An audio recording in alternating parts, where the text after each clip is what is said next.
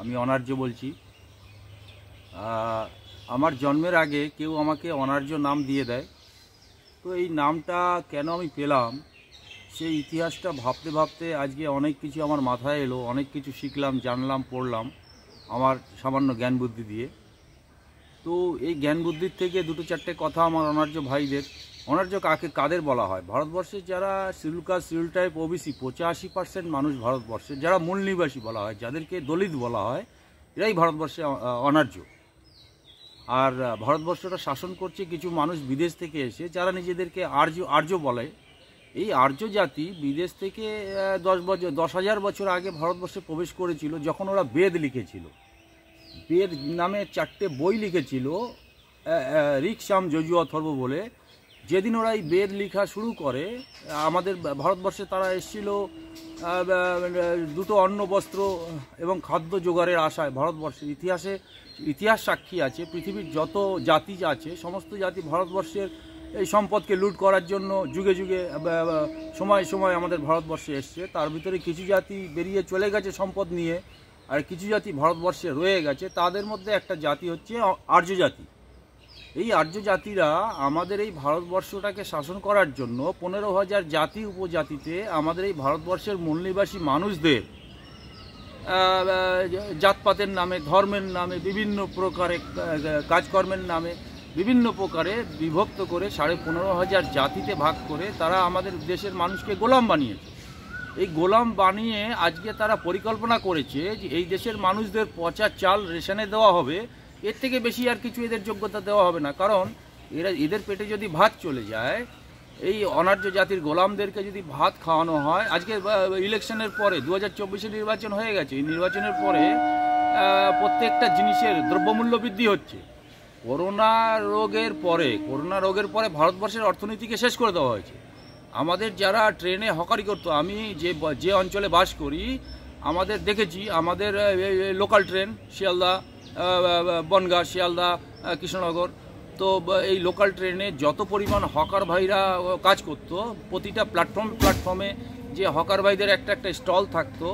হ্যাঁ, যারা আর্য বংশ তারা এই করোনা রাজনীতির পরে, করোনা রোগের পরে ভারতবর্ষের অর্থনীতি যখন ধ্বংস করে, তখন এই দেখলাম কি যে প্রায় 5-6 লক্ষ পশ্চিমবঙ্গের গরিব আমাদের অনার্য ভাই বোনেরা যে ট্রেনে হকারি করে, বাসে হকারি করে, বা ঘুরে ঘুরে ফেরি করে যে কাজগুলো করতো, নিজের পেট চালাতো, সেইটাকে বন্ধ করে দেওয়া হয়েছে। আজকে আর ট্রেনে প্রতিটা স্টেশনের থেকে ওই যে হকার ভাইরা থাকতো, সেই হকার ভাইদের স্টলগুলোকে তুলে দেওয়ার একটা বিরাট পরিকল্পনা চলছে। সেই নিয়ে কেস কামারি চলছে।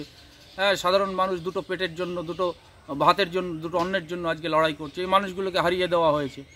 তো এইভাবে বিভিন্ন পরিকল্পনার মাধ্যমে এই দেশের মানুষগুলোকে শেষ করে দেওয়া হচ্ছে। আমাদের অনার্য বংশের মানুষ তো দুটো ভাতের জন্য হাহাকার করে, দুটো মা বোনকে রক্ষা করার জন্য হাহাকার করে।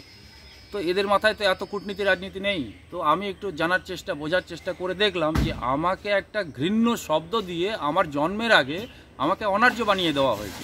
তো আমি তাই নিজেকে অনার্য বংশের প্রতিনিধি বলে মনে করি। আমি আজকে অনার্য বংশের একটু ইতিহাস বা একটু ঘটনা তোমাদের সামনে একটু বলবো। ভারতবর্ষ যখন স্বাধীন হয় বা স্বাধীন হওয়ার আগে পরে ভারতবর্ষে যে সংবিধান যিনি লেখেন আর কি, বাবা সাহেব আম্বেদকর, যাকে ডক্টর অফ ল, সারা পৃথিবীর বুকে আইনের ডাক্তার আর দ্বিতীয় ব্যক্তি কেউ হতে পারবে না। আইনের ডাক্তার একজনই থাকবে, ডক্টর অফ ল। এই ডক্টর অফ ল বাবা সাহেব আম্বেদকর যখন নিজে চেষ্টা করেছিল, 2-3টে রাজনৈতিক দল বাবা সাহেব আম্বেদকর বানিয়েছিল। বাবা সাহেব আম্বেদকর যখন যখন এই রাজনৈতিক দলগুলো পরিচালনা করত, তখন 17 থেকে 18খানা 16খানা এমএলএ পর্যন্ত মহারাষ্ট্রের বিধানসভায় ছিল। বাবা সাহেব মহারাষ্ট্রের লোক। কিন্তু যেদিন বাবা সাহেব মারা যায়, বাবা সাহেবের পরে মারা যাওয়ার পরে ওই 17খানা 16খানা যে আমাদের বংশের যে এমএলএ ছিল মহারাষ্ট্র বিধানসভায়, সেই মহারাষ্ট্র বিধানসভার 17টা এমএলএ 17 দিকে ওয়ে করে যায়। কারণ যেদিন থেকে ভারতবর্ষের সংবিধানটা লেখা হয়, বাবা সাহেব লেখে, তার কাছাকাছি আরএসএস থেকে, তখন সংগঠন আর্যদের মেন সামাজিক সংগঠন আরএসএস, সংঘ পরিবার যেটাকে বলা হয়, এই সংঘ পরিবার আবার নতুন করে আমাদেরকে ভারতবর্ষে সংবিধান লেখার পরে যে অধিকারগুলো বাবা সাহেব আমাদের দিল, সারা পৃথিবী জাতিসংঘ থেকে যে আমাদের অধিকারগুলো আমাদের জন্য দেওয়া হলো, সেই অধিকারগুলোর বিরুদ্ধে কাজ করার জন্য আরএসএস এবং সেই সংঘ পরিবার আবার শুরু করলো। কীভাবে করলো তার একটা পয়েন্ট আমি আগের 2-3টে ভিডিওতে বলেছি, আজকেও বলছি। প্রত্যেকটা রাজনৈতিক দলের ভিতরে দেখবেন একটা করে সেল আছে। কোনো পার্টিতে শিডিউল কাস্ট সেল আছে, কোনো পার্টিতে ওবিসি সেল আছে, কোনো পার্টিতে মুসলিম সেল আছে, কোনো পার্টিতে ব্রাহ্মণ সেল আছে, কোনো পার্টিতে খ্রিস্টান সেল আছে। এইভাবে ওই সেলের মধ্যে আবদ্ধ রেখে প্রত্যেকটা রাজনৈতিক দল আরএসএস চালায়। আজকের একটা খবর আমি বলবো আপনাদেরকে, যে এক আরএসএসের প্রক্রিয়ার বিরুদ্ধে গিয়ে মমতা ব্যানার্জি, আমাদের বাংলার যিনি মুখ্যমন্ত্রী, তিনি আজকে কি বলেছেন আমি বলবো আজকে সেটা। তো তার আগে একটু বলে যাই যে আমাদের অনার্যদের কোনো যে সংগঠন, এই সংগঠন যেভাবে ভারতবর্ষে উঠে এসেছিল, তাতে অনার্যদের এই নির্বাচনের আগে যে বিপদটা ছিল, সংবিধানকে নষ্ট করে অধিকারগুলোকে শেষ করে দেওয়ার জন্য, তার জন্য অনার্যরা আবার ভোট দিয়েছে। উত্তরপ্রদেশ থেকে পুরো বিজেপি পার্টিকে শেষ করে দিয়েছে অনার্যরা। পশ্চিমবঙ্গেও একটা বিরাট পরিবর্তন এসছে। তো সেই পরিপ্রেক্ষিতে আমি কিছু কথা বলবো। আজকে যেটা মূল আমার মুদ্রা, যে এই অনার্য বংশের ভবিষ্যৎ কী, অনার্য বংশ কীভাবে এগিয়ে যাবে, অনার্য বংশের আগামী রাজনৈতিক দিশা কোন দিকে যাবে, আমি সেই হিসাবে বলবো। তো বাবা সাহেব যে পার্টিটা করেছিল, সেই পার্টিকে ওই আরএসএস এবং সংঘ পরিবার মানি মাফিয়া মিডিয়া দিয়ে কন্ট্রোল করে 17টা এমএলএকে 17 দিকে পাঠিয়ে দেয়, মানি মাফিয়া মিডিয়াকে ব্যবহার করে এবং ধর্মকে ব্যবহার করে। তো আজকে তার বাবা সাহেব মারা যাওয়ার 30 বছর পর কাঞ্চিরামজি, যিনি ভারতবর্ষের পরমাণু বোমটা বানালেন, অনেকে আব্দুল কালামের নামটা বলেন, আব্দুল কালাম তো রকেট বানিয়েছে, কিন্তু ভারতবর্ষের পরমাণু বোমের যে ফুল ফর্মুলা কাঞ্চিরামজিকে প্রকাশ করা হয় নাই, কাঞ্চিরামজিকে সমাজে আনা হয় নাই। আজকে ভারতবর্ষের পরমাণু বোমের ফর্মুলা কে আবিষ্কার করলো, সে নামটা কিন্তু ভারতবর্ষের সরকার ডিক্লেয়ার করে না, খালি আব্দুল কালামজির নামটা বলে। আব্দুল কালাম তো রকেট মাস্টার, আব্দুল কালামজি তো রকেট বানিয়েছে, কিন্তু নামটা কিন্তু আব্দুল কালামজির ওখানে আছে। তো কারণটা হচ্ছে কাঞ্চিরামজির একটা বিরাট অবদান এই অ্যাটম, ইলেকট্রন, নিউটন, প্রোটনের রিসার্চ করে যে উনি ফর্মুলা বানিয়েছিল, কিন্তু ওনার নামটা গভর্নমেন্ট থেকে কোনোদিন সামনে আনা হয় না। আমি তাই শ্রদ্ধা করি মাননীয় কাঞ্চিরামজিকে। যখন ভারতবর্ষের গভর্নমেন্ট কাঞ্চিরামজির নামটা সামনে আনলো না, তখন উনি নিজেকে ভারতবর্ষের গার্জিয়ান হিসাবে ডিক্লেয়ার করে নিজে বাবা সাহেব মারা যাওয়ার 30 বছর পর নিজেকে ভারতবর্ষের অনার্য বংশের গার্জিয়ান, যে আমার মতো একজন উচ্চশিক্ষিত ব্যক্তি যদি অধিকার না পায়, তাহলে আমার নিচের তলার ভাই বোনেরা কী করছে? নিচের তলার ভাই বোনেরা কোনোদিনই অধিকার পাবে না। তাহলে অধিকার দেওয়ার জন্য কাঞ্চিরামজি রাস্তায় নামলেন। কাঞ্চিরামজি বিশ্লেষণ করলেন বাবা সাহেবের পলিটিক্যাল পার্টিগুলো কেন বিফল হলো। সেখান থেকে শিক্ষা নিয়ে কাঞ্চিরামজি মানি মাফিয়া মিডিয়াকে ব্যারিকেড করার জন্য বহুজন সমাজ পার্টি নামে এক পার্টি তৈরি করে, যে বহুজন সমাজ পার্টিকে মিডিয়া পরবর্তী ক্ষেত্রে বলে যে হাতি পার্টি, বলে যে সমাজবাদী পার্টি, এইসব বিভিন্ন নামে অভিহিত করত। কিন্তু বহুজন সমাজ পার্টি হচ্ছে অনার্যদের একটাই জাতীয় পার্টি ভারতবর্ষে বর্তমানে আছে, এবং কাঞ্চিরামজি সেটাকে শুরু করেন। এই কাঞ্চিরামজি মানি মাফিয়া মিডিয়াকে দিয়ে ব্যারিকেড করার জন্য ফর্মুলা বানিয়েছিলেন, যার জন্য ভারতবর্ষে এই পার্টিটা জাতীয় দল হিসাবে আত্মপ্রকাশ করতে পেরেছিল।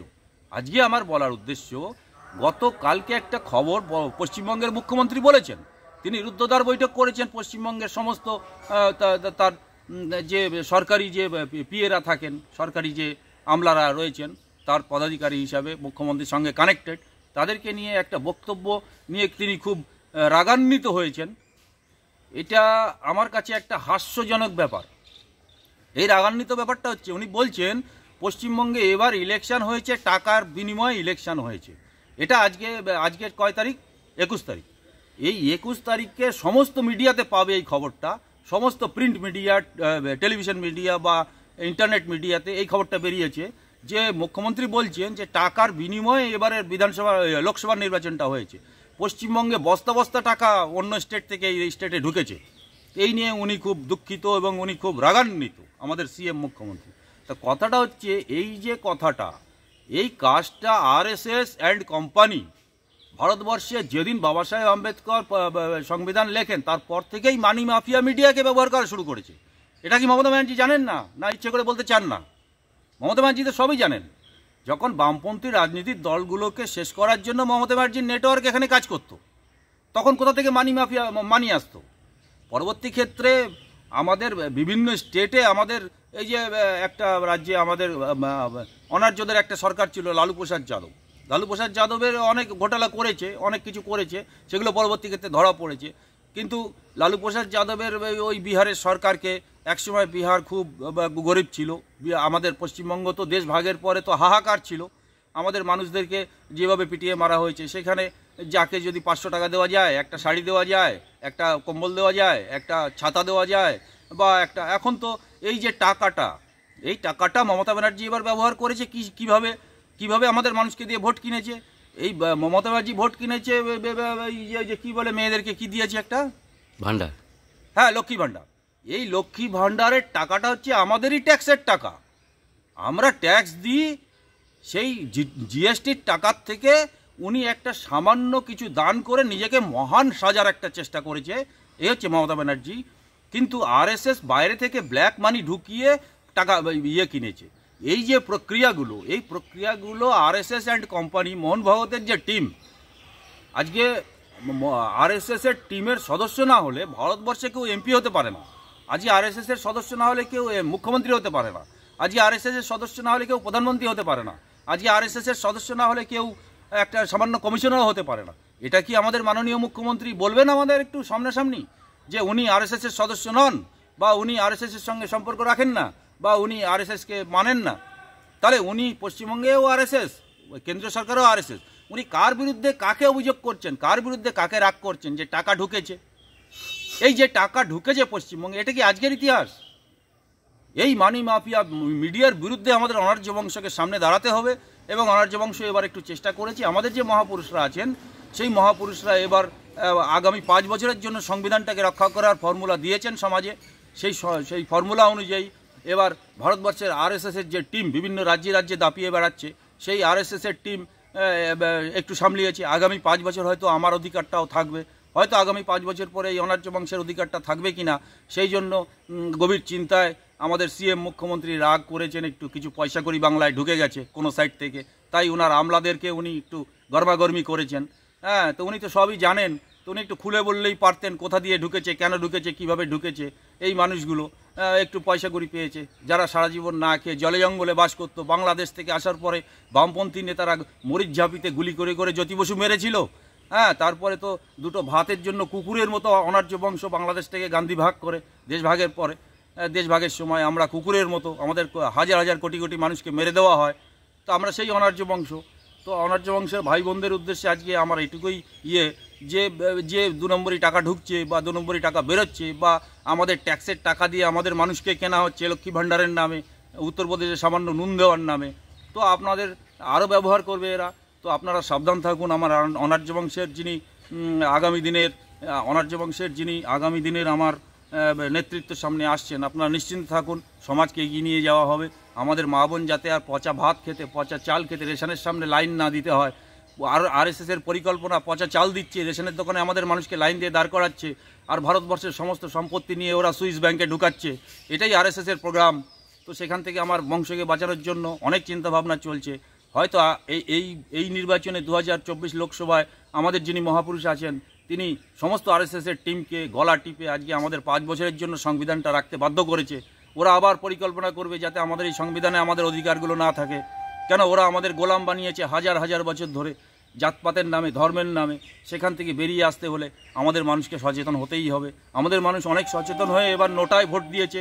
সারা ভারতবর্ষে এই যে নোটা আজকে হিরো হলো, এই নোটা হিরো মহাপুরুষ করেছেন, নাহলে কারুর ক্ষমতা ছিল না নোটাকে এত হিরো করার আর নোটায় এত ভোট পড়ার। কেউ জানতো না যে নোটা জিনিসটাও ব্যবহার করা যায়। মহাপুরুষ আজকে করিয়ে দেখিয়েছেন। তাই সাথে অনেক কথা বলার ছিল, আজকে সামান্য কথা বললাম। জয় মহাপুরুষ, জয় মহাপুরুষ, জয় মহাপুরুষ।